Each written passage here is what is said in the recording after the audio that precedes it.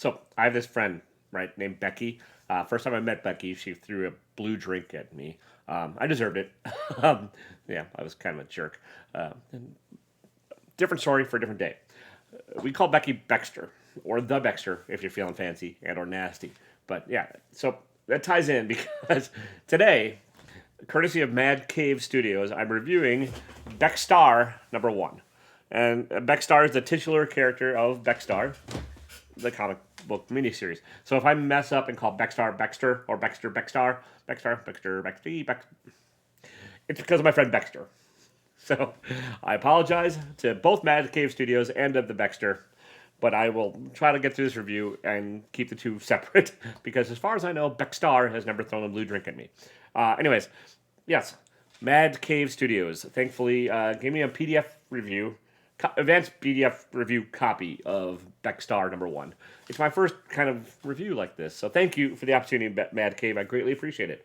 And yeah, today I'm going to let you know in a mostly spoiler-free fashion what I thought of Becstar.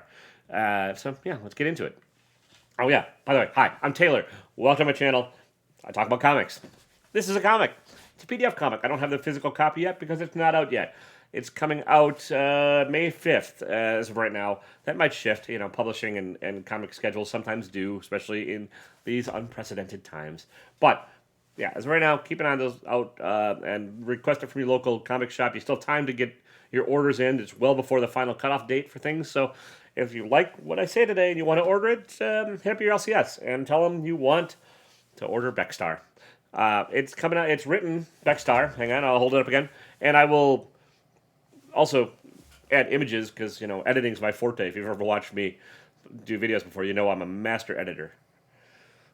Yeah, Becstar #1, written by Joe Corallo, art by Lorenzo Colangeli. I might be butchering that last name. The cover is a Sweeney Todd. Oh, that's right. Yeah, Sweetie Boo. And the letterer is Jomette Gill. I'll talk a little bit more about the lettering later. It's one of my things. But yeah, Becstar.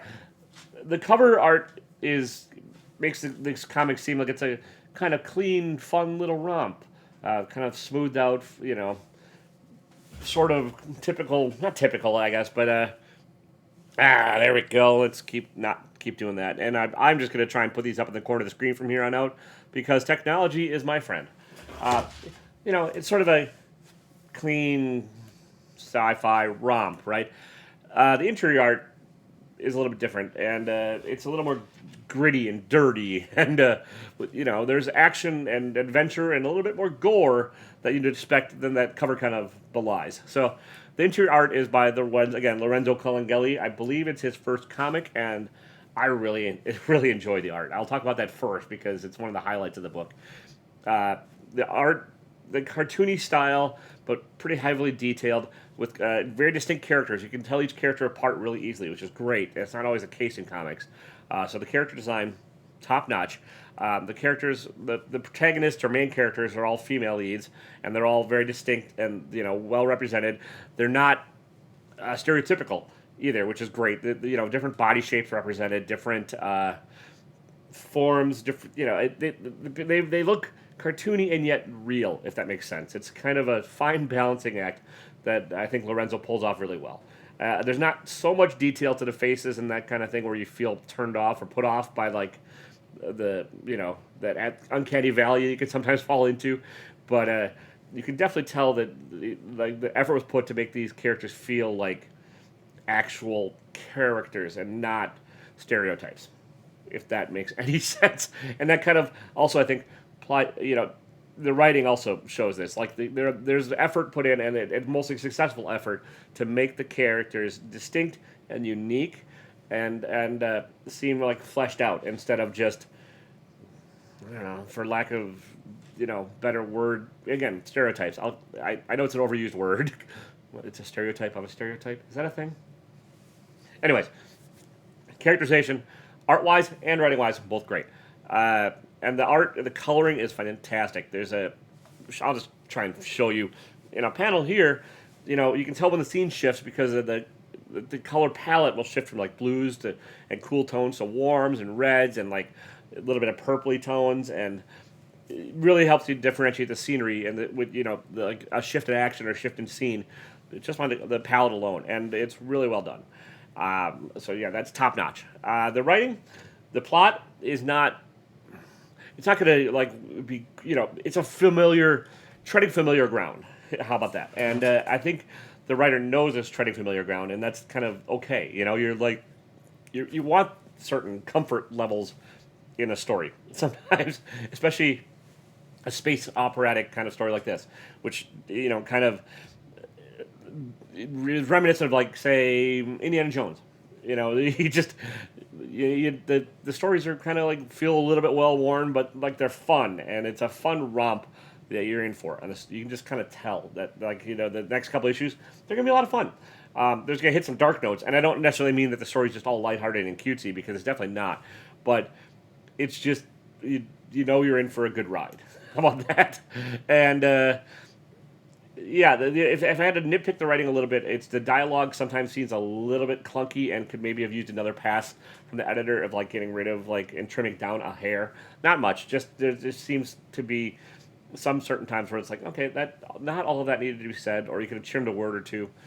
Just on my personal thing.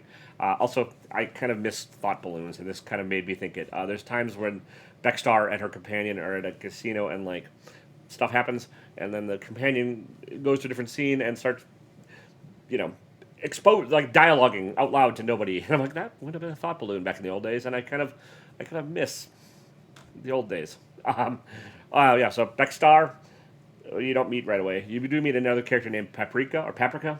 I don't know. I just wanted to point that out because I like the name. I think it's a fun name for a character. And, I think more characters should be named after spices. Why not? Spice Girls? Never mind. That's a whole different thing. Yeah, ignore that. And I'm not going to edit it out because I've used my master editing skill to put images up in this here if I did this right.